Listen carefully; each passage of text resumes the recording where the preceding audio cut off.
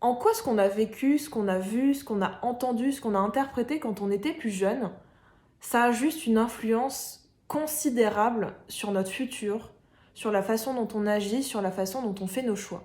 Imagine 2 secondes une famille avec un papa et une maman, et puis ces 2 parents, ils ont 3 enfants. On va partir du principe que les parents, ils ont environ le même âge, et que les enfants, ils ont été conçus lorsque les parents, eh bien, ils avaient respectivement 25, 33 et 37 ans. À 25 ans, la mère, elle ne travaille pas. Le père, il est en CDD. Et puis les deux, ils vivent dans un petit appartement, dans une ville de taille moyenne, et puis l'appartement, ils le louent. Donc le premier enfant, il va grandir dans cet environnement avec ce schéma parental, ce schéma de vie-là. À 33 ans, là, il y a le second qui débarque. Et cette fois, les 2 parents, ils travaillent tous les deux. Donc ils ont déjà moins de temps libre et il faut garder le plus petit. Donc ils peuvent soit le faire garder par les grands-parents ou sinon ils peuvent le faire garder par une nounou. Et déjà en fonction de ce choix-là, il n'y aura pas les mêmes conséquences. C'est-à-dire que le deuxième enfant, il ne va pas entendre les mêmes choses, il ne va pas engranger la même information au quotidien. Et je rajoute que les parents, à 33 ans, ils ont changé d'appartement et ils vivent maintenant dans une maison en banlieue avec un rez-de-jardin. Et cette maison, ils la louent encore. À 37 ans, il y a le troisième enfant qui débarque. Et là, cette fois, toute la famille, elle vit dans une maison avec plus de place, avec un grand jardin, avec une piscine, et les parents, ils en sont propriétaires. La mère, elle ne travaille plus. Elle passe son temps au service de ses passions, et puis le père, lui, il est devenu cadre, et il a un salaire relativement confortable.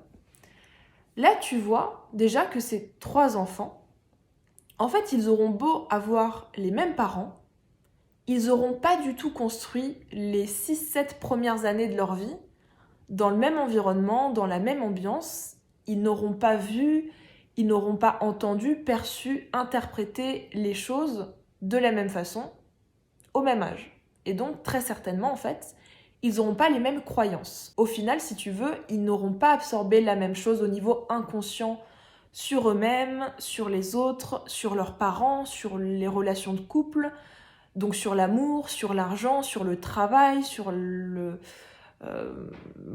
temps libre, etc. Sur toutes ces choses-là, ils n'auront pas ingurgité les mêmes choses.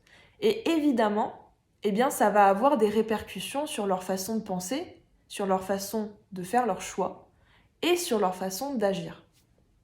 Tout ça pour te dire en fait que nos programmations, elles viennent en immense majorité de là et que c'est juste essentiel en fait d'aller mettre à jour certaines de ces croyances, certaines de ces programmations qu'on a engrangées et qui potentiellement, sans qu'on s'en aperçoive, nous freinent, nous bloquent à créer la vie qu'on a envie de mener. Sachant que parfois, et ça c'est très important de le mentionner, parfois tu peux vouloir consciemment quelque chose, un certain train de vie, un certain salaire, etc. Sauf qu'inconsciemment, eh bien, tu auras engrammé des programmes qui vont complètement à l'encontre de ce que tu veux consciemment. Donc là, il va y avoir une contradiction, une sorte de dilemme interne. D'où l'intérêt, en fait, bien d'aller mettre de la conscience sur l'inconscient, d'aller mettre de la conscience sur ces choses freinantes bien, qui nous empêchent de créer ce qu'on a envie de créer, d'aller vers nos projets, d'aller vers une vie qui nous anime, d'aller vers des choses qui ont du sens pour nous. Donc ça, c'est quelque chose qu'on fait beaucoup en coaching, mettre de la conscience sur l'inconscient, sur nos modes de fonctionnement, etc.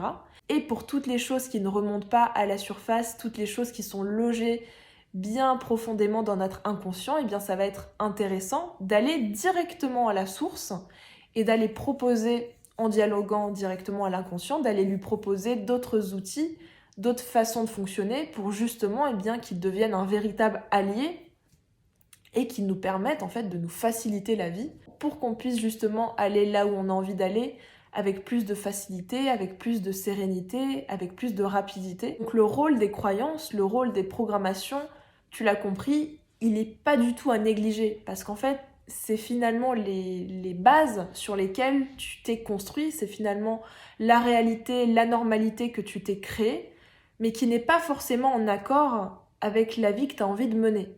Ça, c'est très très important de le comprendre. Évidemment, si tu as des questions à ce sujet, eh bien n'hésite pas à m'écrire. N'hésite pas à m'écrire soit directement sur Instagram, soit via mon site. Et si tu sens au fond de toi que tu as envie d'embarquer dans l'aventure, si tu sens au fond de toi que tu as des objectifs ou des choses vers lesquelles tu te sens appelé, mais qu'en même temps, eh bien, tu sens qu'il y a des choses qui freinent, des choses qui font que c'est compliqué, eh bien n'hésite pas à m'écrire également, on pourra faire un état des lieux ensemble et voir si je suis la bonne personne eh bien, pour pouvoir t'accompagner. Et pour finir, je tiens aussi à préciser que si tu sens qu'aujourd'hui eh bien, tu es dans un brouillard pesant, que tu ne sais pas en fait où aller, tu n'as pas de ligne directrice, en fait un accompagnement ça peut également aussi te permettre de mettre de la clarté. Moi ça a été mon cas, il y a quelques années j'étais perdue, j'étais paumée, d'ailleurs j'étais abonnée à un groupe qui s'appelait Les Paumés, pour te dire. Donc vraiment, ne néglige pas ça aussi. Le coaching, l'accompagnement, ça peut aussi te permettre de mettre de la clarté dans tes idées sur ce que tu as vraiment envie de faire, sur ce que tu as vraiment envie de concrétiser, de réaliser. Voilà, je te laisse sur cette note. Je te souhaite une merveilleuse journée et je te dis à très bientôt. Ciao, ciao.